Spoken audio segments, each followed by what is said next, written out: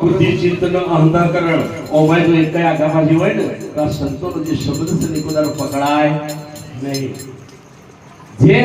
જેનો અર્થ થાય વિજય, જેનો અર્થ થાય વિજય, જે બોલવાનું કારણ આપણે આપણી ઇન્દ્રિયો પર, આપણા મન ઉપર ઘડીક બે ઘડીક વાર એના પર વિજય મેળવી અને પ્રભુના દરબારમાં આપણે બેઠા છીએ એની જે હોય છે. પણ આપણે જે કોઈ બોલતા નહીં એ મોટા મોટી આપણી મોટી ભૂલ હોય છે. એટલે આવા મહાપુરુષને કીધું કે આપણે હાલત દિવાળી થઈ કાલે એક દિવાળના તારે બે વગરનો ભડાકો મારી શકની તોડી એટલો ગંધર્વ હોય અને જો હરગાવામાં આવે તો ખબર પડે ઘોડે બુધી કે આ ભડાકો ફૂટ્યો.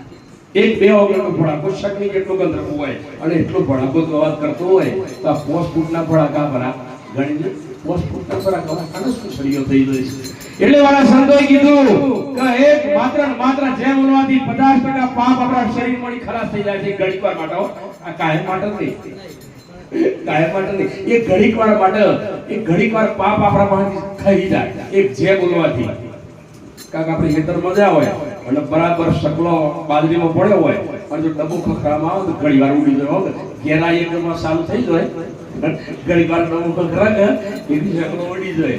એમ આ આપણા શરીરમાં જે આ જે બધી ઉપાધિઓ રૂપી શકલો છે ને બધા સંકલ્પ વિકલ્પ મારું તારું વેર ને ઝેર ને આ બધું આ એ ઘડીકવાર માટે જે બોલવાથી આપણા પણ જે વિકારો છે ને એ ઘડીકવાર માટે નથી જતા, કાયમ માટે ના હતી, ઘડીવાર માટે નથી. એટલે જે બોલવાની જરૂર છે.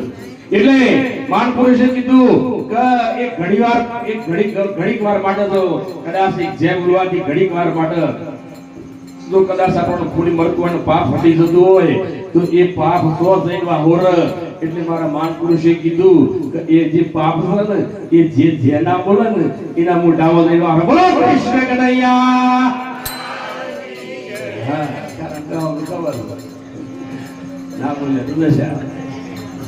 એટલે જોરદાર મારા સંતોએ વાત કરી આજનો શુભ પ્રસંગ કે આપણા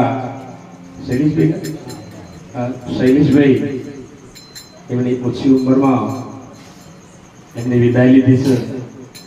એ કુદરતી કાનૂન છે મારા પ્રભુ, એ કુદરતનો નિયમ છે, એમાં કોઈ રોકી શકે એવું નહીં. કારણ કે કુદરતના 3 નિયમ હોય છે, એક ગળપણ, એક બીમારી અને એક મૃત્યુ. આ 3ને કોઈ રોકી શકે, કોઈ ના રોકી શકે, સાહેબ જગતમાં કોઈ રોકી ના શકે 3. એટલે આપણે તાકાત નહીં કે આપણે કોઈને રોકી શકીએ. કારણ એટલે મારા સંતોએ કીધું છે કે ઘડી પલની ખબર નહીં પલકે દીઠ વિચારી તું સત સાહેબનું સ્મરણ કરી લે ચેત ચેતન નારી. એક ઘડી પલની આપણને ખબર નહીં અને કાલની વાતો તમે આપણે બધા કરીએ છીએ ખોટી પડે છે. એટલે મારા સંતોએ કીધું જીવન આશા ડુંગર જેવી મરવું પગલા એ. આપણે અનેક પ્રકારની આશાઓ ડુંગરા જેવી લઈ લઈને આવ્યા છીએ પણ આપણે કે તારા માથે કોપી રહ્યો કારણ આ તને શેમ આવે કે જાગ જાગ ડુંગરા મન જાય ભજનની વેરા, જાય ભજનની વેરા. ભાગ્યા તું કેમ શિયો કબીરા, વેરા વગરનો જીવ તું કેમ ઉગસ તારા માથે કાર કોપી રહ્યો છે. કે એક મુઠ્ઠી ભરીને આપણે ચોકમાં દોણા નાખ્યા હોય અને કબૂતર ને હોલા ને કાબેરો ને પોપટ ને આવ બધો સરવા માટે આવે અને રહી જતો તો તે વગરા બની એક તેતરો આવ્યો પાછળથી. તેતરો કોઈ જોયેલો છે? તેતરો આવે, તેતરો કુકડા જેવો આવે તેતરો. એ ફરતો ફરતો તેતરો પાછળથી આવ્યો. કટુભાઈ તે બધો શકલો કરે ને એ આખા દોણા ખોડાયા ભાઈ અને જે તેતરો હરેલા દોણા ખાય. એક પેલા બીજા શકલોએ પૂછ્યું શું તેતરા ભાઈ હરેલા દોણા ખોડો? એક વિશે કાલ દારૂ નહીં ઉગર, કાલે આજે હરેલા, કાલે આખા ખાવ. એક ઘડીકવારથી અને મોટી પોખવાળો બાપ તો આપણે કોઈ જોયો તો પેલો ભમરા ઉડારાઈ બાદ મોટી પોખવાળો બાદ આવ્યો અને તેતરાભાઈને લેન હરી રીટાઈ. એટલે બધા શકલોએ વિચાર કર્યો, દોણા સરતા સરતા ઘડીવાર ઉભરીને વિચાર કર્યો, ગજબ કર્યો. તેતરાભાઈએ તો કાલનો વાયદો કર્યો હતો અને ઘડીવાર પલમાં તો જતા રહ્યા ને હરિઓમ થઈ ગયા ના કાલનો વાયદો શું જોવો એનો. એટલે મારા આવા મહાપુરુષોએ કીધું ઘડી પલની ખબર નહીં કરે કાલની વાત, જીવ ઉપર જવાડા પર જેમ તેતર ઉપર બાદ બોલો તો ખરા બાદ. એટલે જેમ તેતર ઉપર બાદ ફરી રહ્યો ને એ આપણા માથા દરેકના માથા કાર કોપી રહ્યો છે. હે મારા બંધનો, આ શરીરમાં એક શરીર છે, એક સાધન છે અને કારણ કે આ શરીરમાં આત્મા કોદારો મારા માન પુરુષોને કેવું છે કે આત્મા અજર અમર ને અવિનાશી, કોઈ દારો આત્મા મરતા નથી. આત્મા એ અમર છે અને માત્ર ને માત્ર જેમ આપણો એક આપણો પહેરવાનો પોશાક અને પહેરવાનો કપડો જ્યારે મેલો હોય ગંદો હોય ફાટી જાય એટલે આપણે એને બદલી નાખીએ છીએ, એવી રીતે આ જીવાત્મા જ્યારે આ આપણા શરીર જ્યારે જીર્ણ બની જાય અને એને અનુકૂળ ના આવે એટલે એ તરત જ જીવાત્મા તમારું મારું દરેકનું આ કપડા રૂપી જે શરીર છે એ બદલી નાખે છે. એમાં જરાય કોઈ નવાઈની વાત છે નહીં. એટલે મારા સંતોએ કીધું છે કે આત્મા કોદારો મરે નહીં, આત્મા અધર અમર ને અવિનાશી છે.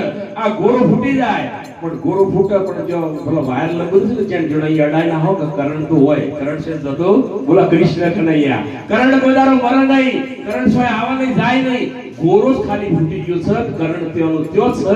એમ આપણા શરીર રૂપી જે આ ગોરા રૂપી જે શરીર છે ને એ શરીર નાશ પામી ગયું છે. બાકી ભાઈનો શૈલેષભાઈનો આત્મા અતર અંબર ને અવિનાશી આપણા ઘેર છે. કોઈ દારો આત્મા મરતો નથી. જ્યારે આપણે મનુષ્ય દેહ ધરીને આયા એ વખત પરમાત્માએ જોરદાર નટુભાઈ આપણે કેવી ભેટ આલી છે. તમણો આપણને બધાને મને દરેકને એવી પરમાત્માએ ભેટ આલી છે કે હે મનુષ્ય, હું એ જોરદાર તને હું ભેટ આલું છું, એ ભેટ તને આલું છું. એ આખી દુનિયાની સંપત્તિ તું લૂંટાય છતાં એક વખત આપણા શરીર પર નીકળી ગયા પછી વસ્તુ પાછી આવતી નહીં. એવી તને હું વસ્તુ આલું છું અને આ વસ્તુનું તું જતન કરજે, આ વસ્તુનું તું યાદ કરજે, આ વસ્તુનું તું વજન કરજે અને આ વસ્તુ અને તું હાથવી રાખજે.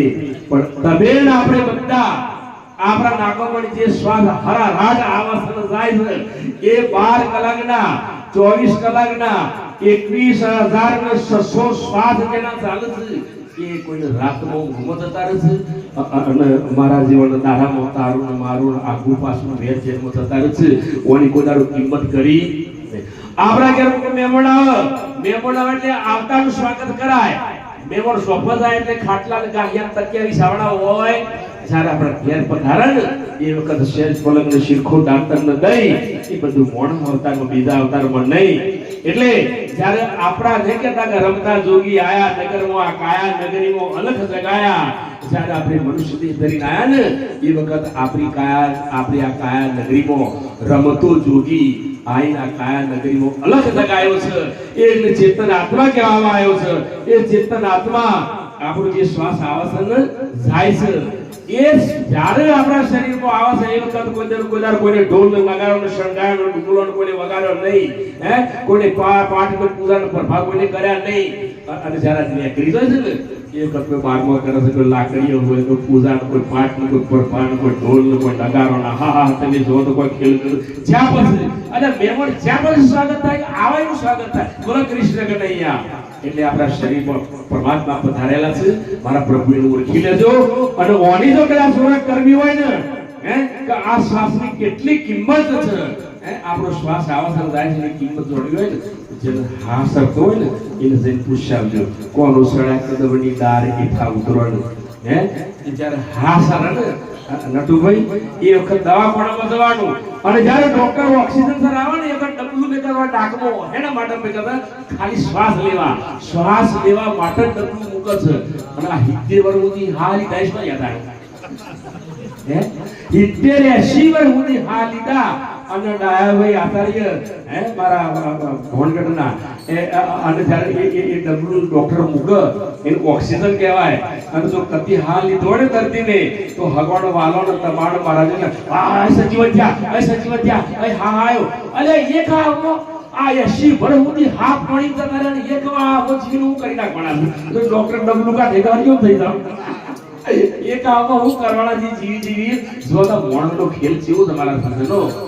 એટલે એક શ્વાસના ડોક્ટર 50,000 રૂપિયા લે છે. બોલો કૃષ્ણ કનૈયા. એક શ્વાસના ડોક્ટર 50,000 રૂપિયા લે છે. તો મારા સજ્જનો આ 24